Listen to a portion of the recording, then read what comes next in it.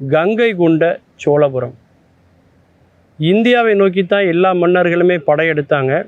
இந்தியாவில் உள்ள எந்த மன்னரும் வெளிநாட்டுக்கெல்லாம் படையெடுத்து போகலை. அந்த அளவுக்கு செல்வ செழிப்பு மிக்க நாடு இந்தியா அப்படின்னு நமக்கு சொல்லுவாங்க. ஆனால் அது முழுமையான உண்மை கிடையாது.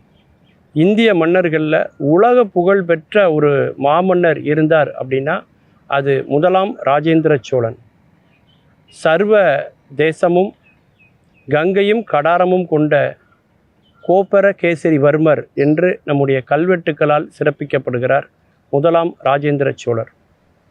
அதாவது தமிழ்நாடு, கேரளா, கர்நாடகா, ஒரிசா, மேற்கு வங்காளம், அப்புறம் இன்றைக்கி இருக்கக்கூடிய மலேசியா, சிங்கப்பூர், கடாரம், இலங்கை என்ற பெருநிலப்பரப்பு, அதாவது தென்கிழக்கு ஆசிய நாடுகள் முழுக்க புலிக்கொடியை பறக்க வைத்த ஒரு மாபெரும் மன்னர்.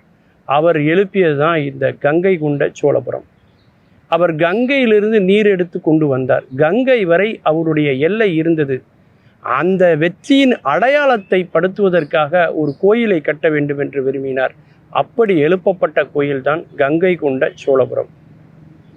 சோழர்கள் எவ்வளவு புகழ்மிக்கவர்கள் என்பதற்கு ஒரு உதாரணம், அவர்கள் காலத்துக்கு பிறகும் கூட இன்றைக்கும் அந்த பகுதியை நாம் சோழ மண்டலம் அப்படின்னு தான் அழைக்கிறோம். அதன் பிறகு ஆங்கிலேயர்கள் ஆண்டாலும், அதன் பிறகு எத்தனையோ மன்னர்கள் ஆண்டாலும் கூட அந்த பகுதிக்கு இன்னைய வரைக்கும் நம்ம சோழ மண்டலம்னு சொல்கிறோன்னா எப்பேற்பட்ட புகழ் மிக்கதாக அவர்களுடைய பேரரசு இருந்திருக்கும்னு நினச்சி பாருங்கள். சோழ மன்னர்களில் சிலர் ஏரிகளை வெட்டினாங்க, சிலர் கோயில்களை கட்டினாங்க, சிலர் தலைநகரங்களை மாற்றி அமைத்தாங்க. இந்த மூன்றையும் செய்த ஒரே மன்னர் முதலாம் ராஜேந்திர சோழன். அவருடைய தந்தை ராஜராஜ சோழனுடைய மரணத்துக்கு முன்னால் 2 ஆண்டுகளுக்கு முன்பே, அதாவது 1012 இளவரசராக பட்டம் சூட்டி கொண்டவர். அதன் பிறகு 1014 சக்கரவர்த்தியாக அவர் வருகிறார். 1012 1044 வரைக்கும் அவருடைய காலகட்டம் சோழர்களுடைய பொற்காலம் அப்படின்னு சொல்லலாம். அந்த அளவுக்கு ஒரு மிகச்சிறந்த ஒரு கற்கோயிலை அவர் எழுப்புகிறார்.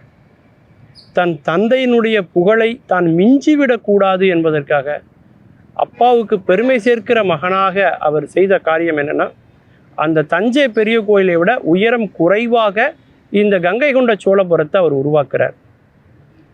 தஞ்சை பெரிய கோயில் 216 அடி உயரம் அப்படின்னு சொன்னால், கங்கை கொண்ட சோழபுரம் 180 அடி தான் உயரம். தஞ்சை பெரிய கோயிலை பார்த்தீங்கன்னா நாட்புறமும் கம்பீரமாக இருக்கும். அந்த கற்கோயில் பார்த்தீங்கன்னா ஒரு ஆணினுடைய தோற்றத்தை போல இருக்கும். ஆனால் கங்கை கொண்ட சோழபுரம் அப்படி இல்லைங்க. பல வளைவுகள், பல நெளிவுகளை கொண்ட கோபுரமாக ஒரு பெண்ணினுடைய சாயல்ல அதை அவர் வடிவமைத்திருப்பார். அப்படி தன்னுடைய தந்தைக்கு எல்லா விதத்திலும் புகழ் சேர்க்கிறார். தஞ்சை பெருவுடையார் கோயிலுடைய மூலவருடைய அந்த சிவபெருமானுடைய சிலையை விட உயரமான சிலை எங்கே இருக்கிறது என்று சொன்னால் கங்கை கொண்ட சோழபுரத்திலே தான் இருக்கிறது. இன்றைக்கும் உலகத்தில் தமிழக அளவில் கருவறைக்குள் இருக்கக்கூடிய சிவலிங்கங்களில் மிகவும் பெரிய சிவலிங்கம் எது என்று சொன்னால் கங்கை கொண்ட சோழபுரத்திலே இருக்கிற சிவலிங்கம் தான். அங்கே இருக்கக்கூடிய கருவறையாக இருக்கட்டும், அர்த்த மண்டபம், மணிமண்டபம் எல்லாமே பார்த்திங்கன்னா ரொம்ப சிறப்பு வாய்ந்த சிற்பங்கள் அதிலே செதுக்கப்பட்டிருக்கும்.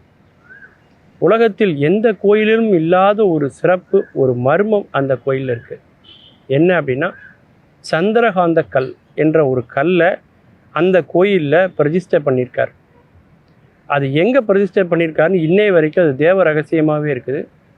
அது சிவபெருமானுடைய பீடத்துக்கு கீழே இருக்குது அப்படின்னு சில ஆய்வாளர்கள் சொல்கிறாங்க. அந்த சந்திரகாந்த கல்லினுடைய மகிமை என்ன அப்படின்னா, நம்ம ஊரில் கூட அந்த முத்துன்னு ஒன்று எல்லாரும் அணிவாங்க. அந்த முத்தினுடைய அந்த பேர்ல் இந்த முத்தினுடைய ஒரு சப் ஸ்டோன் தான் இந்த சந்திரகாந்த கல், மூன் ஸ்டோன் அப்படின்னு சொல்லுவாங்க.